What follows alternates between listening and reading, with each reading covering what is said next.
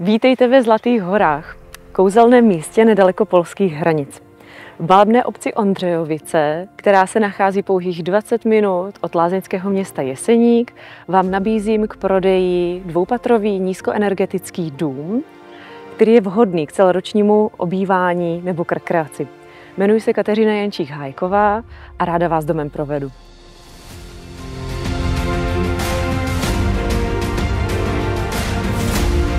Tento dům je součástí 5 řadových domů zasazených v přírodě. Uchvátí vás svými úžasnými výhledy na pastviny na východní i západní straně.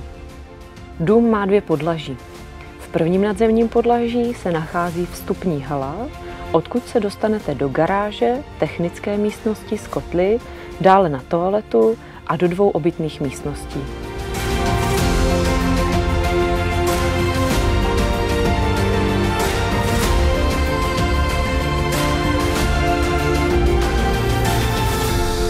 V druhém nadzemní podlaží najdete prostorný obývací pokoj, zachovalou kuchyni a koupelnu a 2 další ložnice.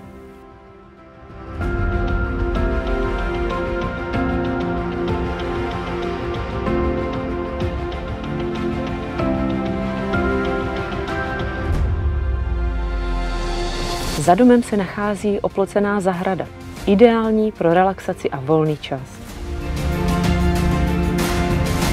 Nemovitost je po zateplení a pyšní se prestižním energetickým štítkem A. To znamená výrazně nižší náklady na energie a ekologicky šetrné bydlení. Investujete tak do budoucnosti s domem, který vám ušetří peníze a ochrání životní prostředí.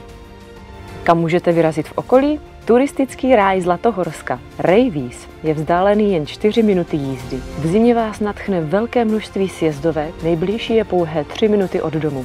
A další krásná místa?